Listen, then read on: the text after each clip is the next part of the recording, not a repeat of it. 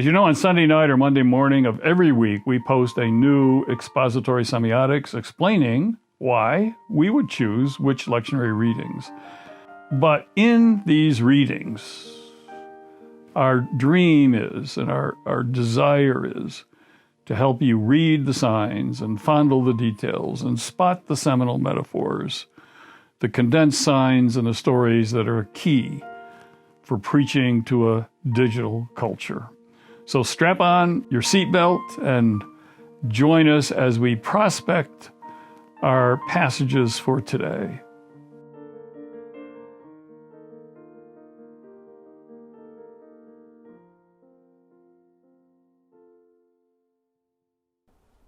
One sweet dear, fall is here. Can you believe it? We are already in fall, September 6th.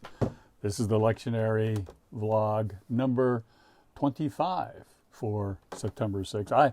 I'm feeling fall, and when you feel fall, you feel Thanksgiving and soon to be Christmas. So the candle we're lighting is a Frédéric Mallet. It's a French candle maker and designer and aroma therapist, whatever you call them. This is the Christmas, the joyful, the good news candle from Frédéric Mallet. So I'm going to be smelling the early scents of Christmas in that candle, although I'm not smelling anything yet, but it'll come up in a minute. I debated long and hard whether to do this, what I'm going to do, and I am going to do it, but I'm doing it with fear and trembling, a lot of trepidation, and a lot of trust. So we're going to be looking at, for our readings, the lectionary that are prescribed, but I'm going to pick the first one, which is, I'm going to make the last one, the Exodus one, the story of the Passover. And in this, I believe we have presented for us a biblical politics. Now, we have election season coming up. As you all know, I don't get involved in the whole party issue, but I believe that Jesus was deeply political, but not as we politicized it. And so I want to talk about kind of a Jesus politics and how it might begin. And basically, a Jesus politics is a semiotic politics. It's all about semiotics. And just think about how Jesus handles when his disciples say, okay, how do we handle this whole issue, Jesus, of paying taxes to Caesar? It's April 15th. You know, do we really owe? Do we really have to pay taxes? Can we get a tax exempt status? And remember how Jesus answered? He doesn't give them, these are the 7 rules, or these are the 5 principles of church and state. And no, he goes, what you got in your pocket? What you got in your pocket? And they pull out a coin. We got a coin. Well, what image is on the coin? Well, it's Caesar's. So then Jesus goes, well, you answered your own question. You know, you give to Caesar what's Caesar's. Pay your taxes. Our taxes. But you give to God what's God's. And that's the semiotic leap here, which is huge. It's both a semiotic and a hermeneutic leap. Because what's he talking about? Well, what image is on you? We are all created in the image of God. And God's image is on us. So we don't owe Caesar us, our trust, our hope, our love. No, we owe God our trust, our hope, our love, our devotion, our loyalty. So here's how Jesus does politics, and here's a biblical, and it's really, I think, kind of outlined in a very preliminary proleptic form here in the Exodus text. But let me just mention the other ones. You got the psalm, the great psalm, sing to the Lord a new song, praise his name with dancing and music. And I love this, how the Lord takes delight in his people, Psalm 149, the whole thing, verses 1 to 9. A great, the Psalms were not numbered back then. So how you knew what psalm you were going to sing, because all psalms are meant to be sung, was you just start lining it out. You just start lining it out. So they'd start out, sing to the Lord a new song, and they would chant it, his praise in the assembly of the saints. And as soon as they would line out that, then everybody would come in and sing. They didn't go, okay, Psalm 149. Right. Now our Romans text is this great text that we're familiar with because it's what is the ultimate commandment. And Paul says the commandments: do not commit adultery, do not murder, do not steal, do not covet, and whatever other commandments there may be. Of course, there's 613 other of them, or total, but they are summarized in this one: love your neighbor as yourself. Love does no harm to its neighbor, therefore love is the fulfillment of the law. The ultimate law of love, the ultimate commandment is to love. And to love is not a principle proposition, it's a relationship. You don't love a principle, you love a person. It's all about a relationship. Then we have this Matthew reading, Matthew 18, 15 to 20, where it talks about what do you do with those that are closest to you, who treat you really the worst. And Jesus had this happen to him. I mean, the people closest to you will be the ones that hurt you the most. And how do you handle this? And Jesus prescribes some procedures and some possibilities, but then he ends with this, but where two or three are gathered together in my name, there am I in the midst of them. And we can always trust Jesus to be in the midst where his people are gathered in his name. The name of Jesus. Just two. I love the indefinite. 2 or 3. In other words, it's not exact. It's God is amidst God. And in the midst of the mist, it's misty, 2 or 3. God is midst, is among us. And so we're not looking for 100% here. I mean, where 100% are there and agreed, there am I. No. Or when the majority rules, God, the voice of the majority is not the voice of God. Find me one place in the Bible where the majority voted right. No, where it's all about critical mass. Just give me a critical mass, 2 or 3. Just 2 or 3. Just give me a critical mass, and then I'm there, and it will explode in goodness and beauty and truth. But what I want to read to you, and I want to read this whole passage, but I think it is so important. This is the Hebrew First Testament reading, Hebrews 12, and it's verses 1 to 14. We're just gonna read it, and I want you to listen carefully at the details. The details. The Lord said to Moses and Aaron in Egypt, "This month is to be for you the first month of your year. Tell the whole community of Israel that on the 10th day of this month, each man is to take a lamb for his family, one for each household. If any household is too small for the whole lamb, they must share one with their nearest neighbor, having taken into account the number of people there are. You are to determine the amount of lamb needed in accordance with what each person will eat. The animals you choose must be year-old males without defect, and you may take them from the sheep or the goats. Take care of them until the 14th day of the month, when all the people of the community of Israel must slaughter them at twilight. Then they are to take some of the blood and put it on the sides and tops."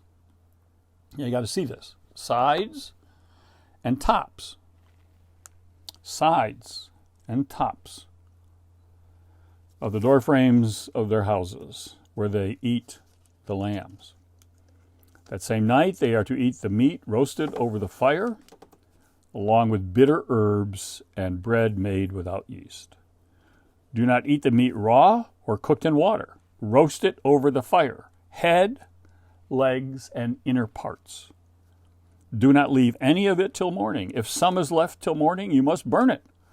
This is how you are to eat it, with your cloak tucked into your belt, your sandals on your feet, and your staff in your hand. Eat it in haste. It is the Lord's Passover. On the same night I will pass through Egypt and strike down every firstborn, men and animals, and I will bring judgment on all the gods of Egypt. Let me repeat. I will bring judgment on all the gods of Egypt. I am the Lord. The blood will be a sign for you on the houses where you are, and when I see the blood, I will pass over you. No destructive plague will touch you when I strike Egypt. This is a day you are to commemorate for generations to come. You shall celebrate it as a festival to the Lord, a lasting ordinance. For 7 days you are to eat bread made without yeast. Now, notice how revolutionary, how radical, how in some ways,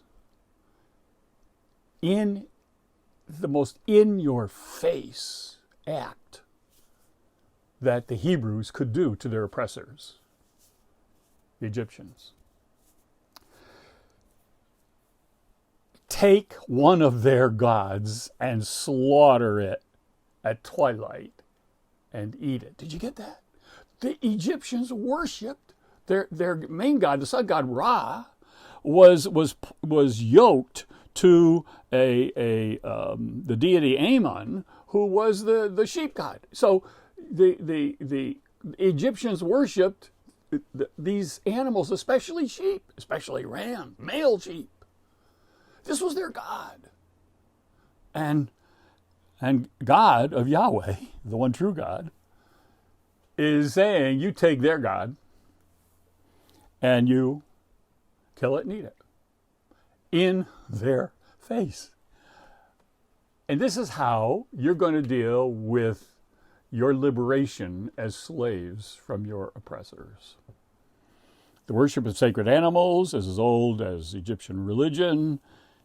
Each of the major and minor deities had their own sacred animals, and the most sacred, the sun god, Ra, and this major deity, Ammon, which is really the Egyptian equivalent of Zeus, was symbolized by the ram, the male sheep.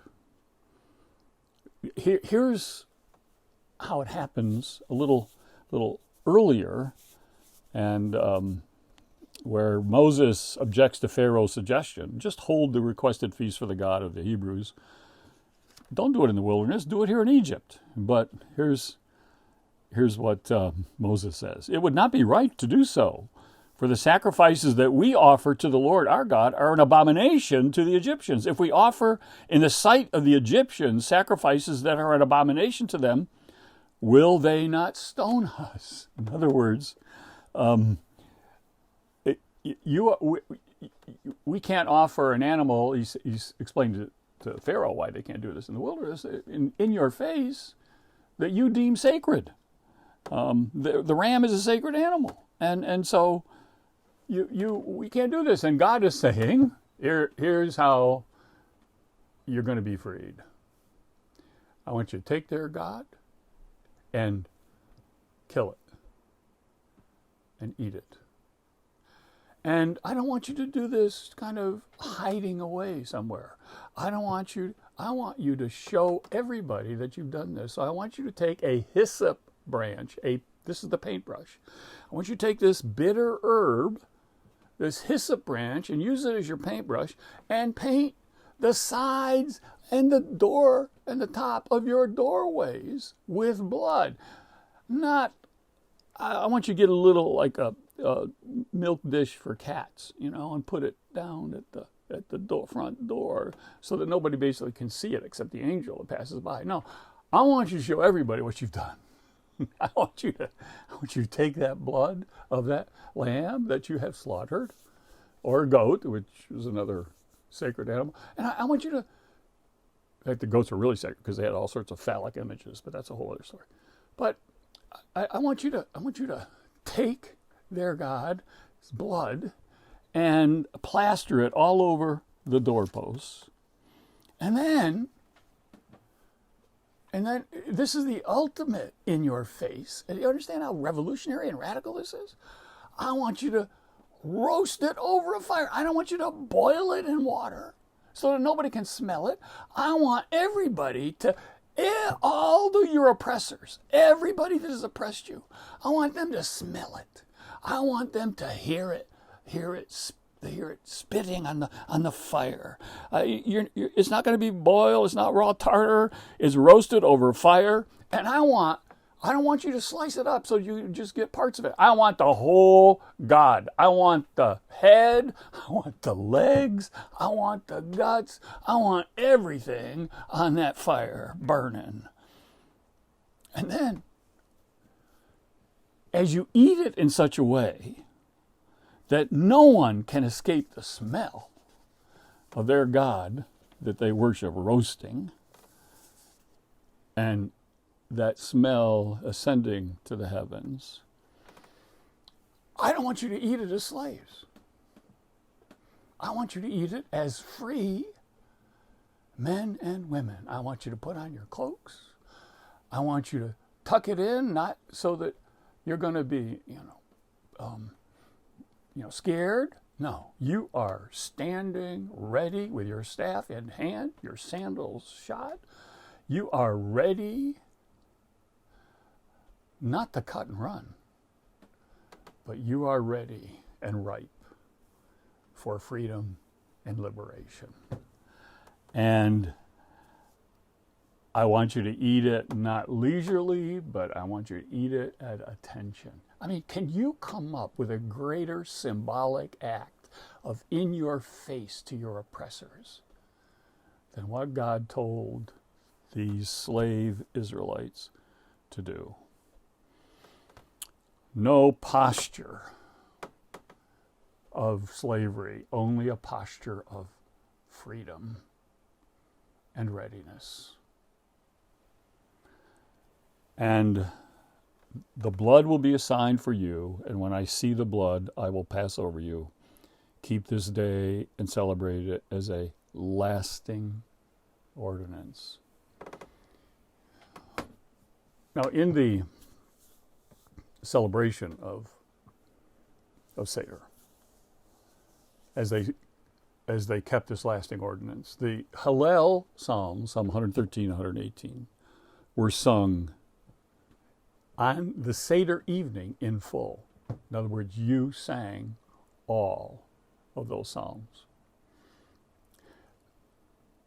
In the other days of Passover, and this was to be for 7 days, and later some places made it for 8 because of travel issues, and so 7 or 8 days of the Passover celebration. But you also sing the Hallel Psalms, but you only sing half, was the tradition, because you cannot sing all of them except on Passover, because you only sing half in lament for the loss of the Egyptians themselves and what happened to them and their firstborn animals and their firstborn sons. And so your victory came at a cost, but it wasn't a cost that you glory in or you gloat over. You honor that cost, even of your enemies. You find some way to express even your love from them. Half-sung psalms are still an expression of a full faith in a God of Abraham, Isaac, and Jacob. And so this is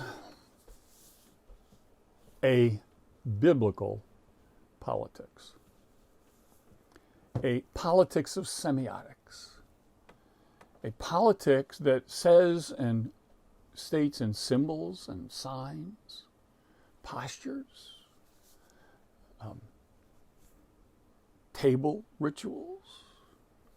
It prophesies the future, not in a cringing way, but in a very powerful way, but one that does not buy into the current gods of the world, but one that critiques them, one that challenges them, and one that says, we trust the God of Abraham, Isaac, Jacob. We are the God. We trust the God of Yahweh. We live in a society where we have a God out there, and it's called politics. Politics has become one of the gods of this culture. And if I were to write a history of religion in the 21st century, the first chapter would be devoted to politics and to political religion and the religion of politics. We have either politicized our religious faith or made politics itself into a religious faith. You have some people who have so confused faith religion and civil religion, both on the left and on the right, that you cannot separate them. I mean, people cannot understand that. No, I mean, first of all, we all do know, right, that the center of Christianity, the center of gravity of Christianity is not in Europe and North America. I mean, it's going south and east. I mean, the statistical worldwide center of gravity of Christianity now is in Timbuktu, Mali. I mean, this is Africa. I mean, there's as many Christians north of Timbuktu as there are south of Timbuktu, as east of Timbuktu, or west of Timbuktu. That the idea that God is somehow a God of America, and that God loves American children more than God loves Argentinian children or African children. I mean, really? Really? There are more than 200 distinct Christian denominations in the U.S. today. There are 2 distinct political denominations. And each one says, our candidate, our platform, our agenda will save you. Only one we will save you. And our churches today are more politically divided than they are socially or economically divided. We are truly a divided nation in a disuniting States of America. And that division is only deepening, and politics only drives a deeper, this kind of party politics that we have. And one of the best things that we have is there are many right ways to follow Jesus. There are many right ways to the end of peace and justice. It's not just one way to the end of peace and justice. No. See, politics is all about means. And Jesus is all about ends. The end of love. That's the end. That's the mission. That's the goal. We're talking about eschatology now. We're talking about teleology. We're talking about end times, the end. What is the end? The end, Paul says, is the purpose, the mission. The end is love. But there are various ways you express your love. What 5 love languages? There are many means to expressing love, and there's not one better than the other.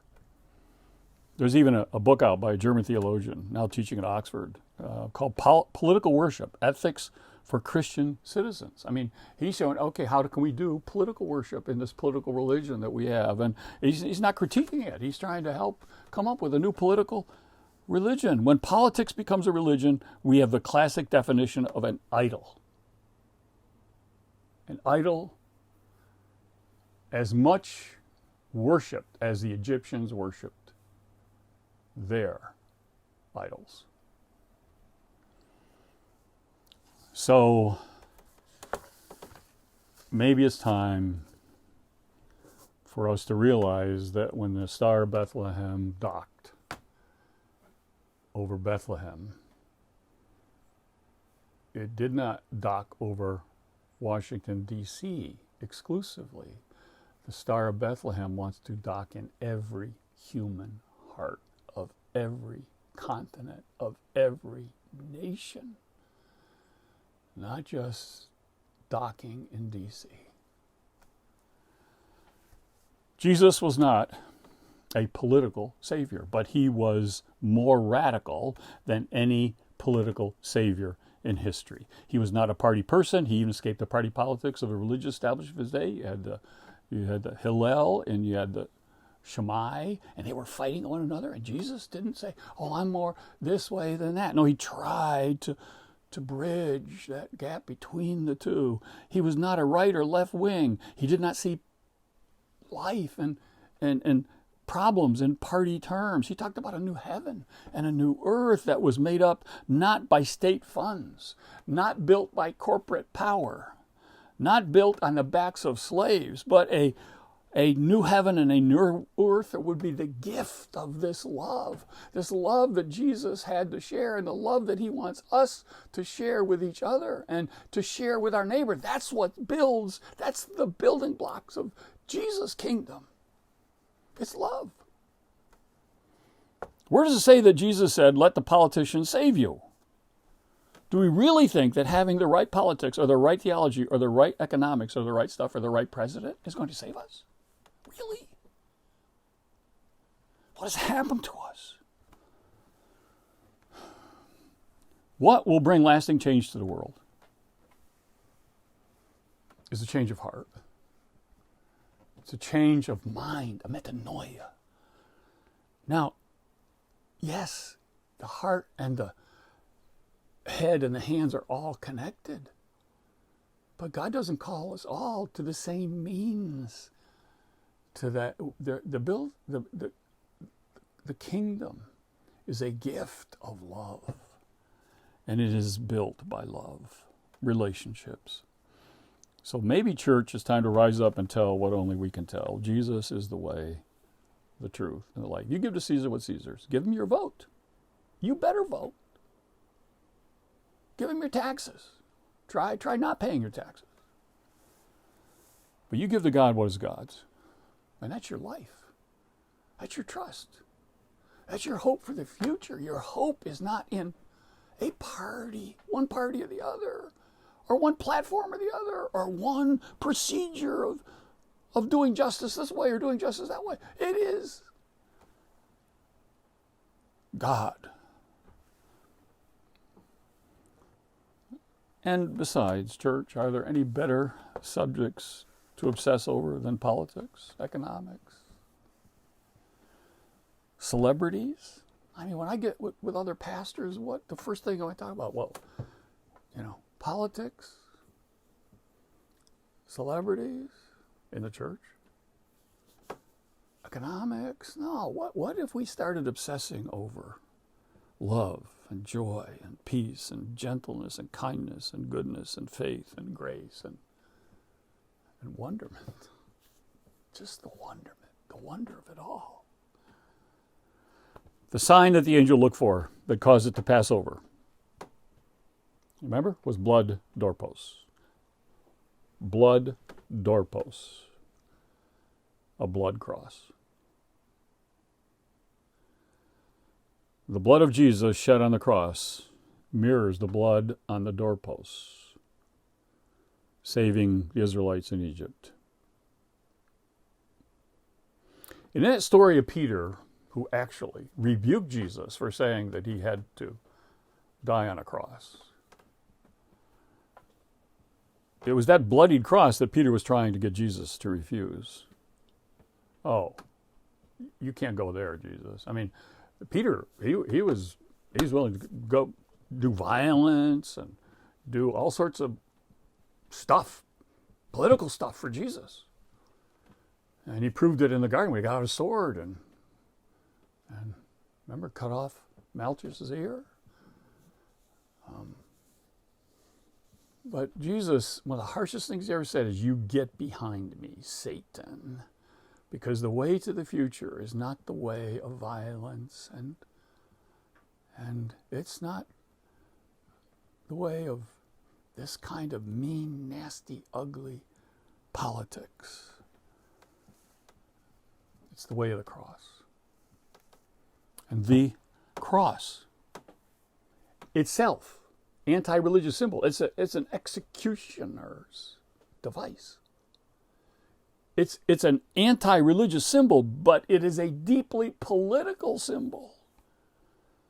And it's reframed, this political symbol of the cross is reframed into the politics of love. The cross is where we find both the divine and the human, the mystery of God's love at its best, reaching out to humanity at its worst. That's sheer Jesus politics. And what Jesus said to Nicodemus, the Son of Man must be lifted up, a phrase Jesus used repeatedly, as did Paul. In the world story, you lift up to celebrate success and honor and political victory. In the Jesus story, you lift up to lay down. To lay down, to sacrifice for others, to lay down even sometimes your life for others, to lay down your love, your resources, your own self-interest for others.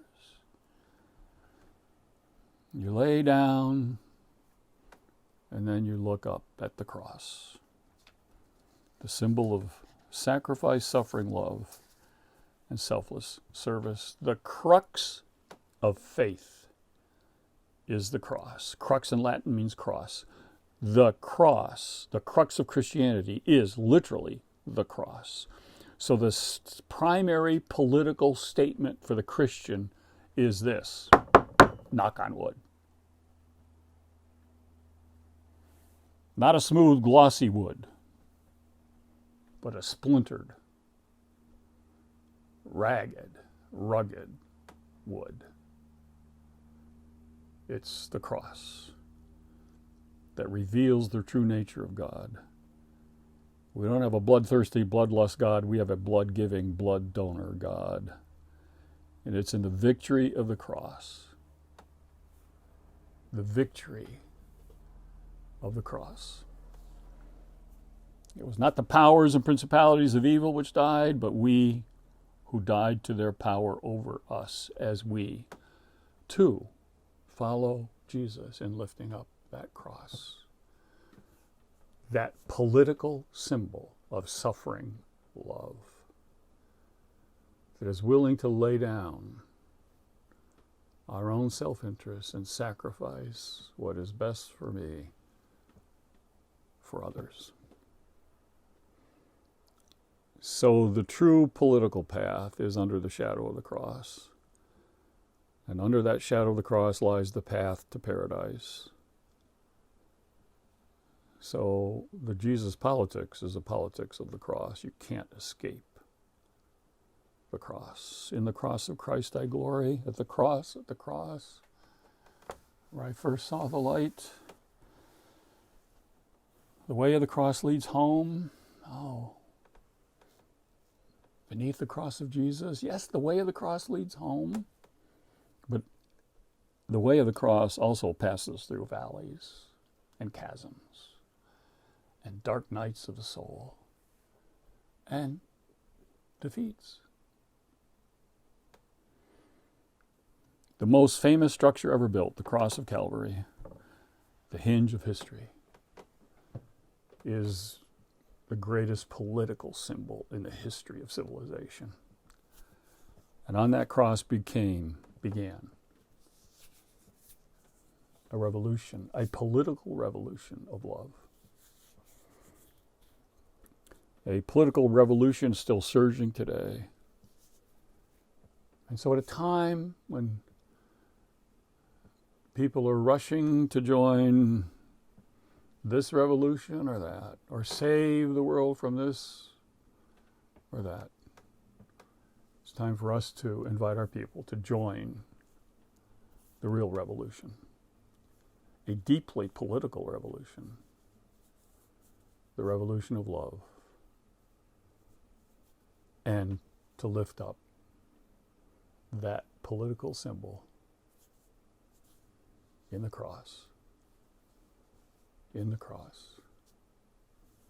Jesus, keep me near the cross. Semiotics is the art of angling, of turning things askew, upside down, inside out, cattywampus, sunny side up, over easy, scrambled, hard-boiled. We hope you enjoyed today's journey, but always remember, it's more important you prepare the preacher than you prepare the sermon.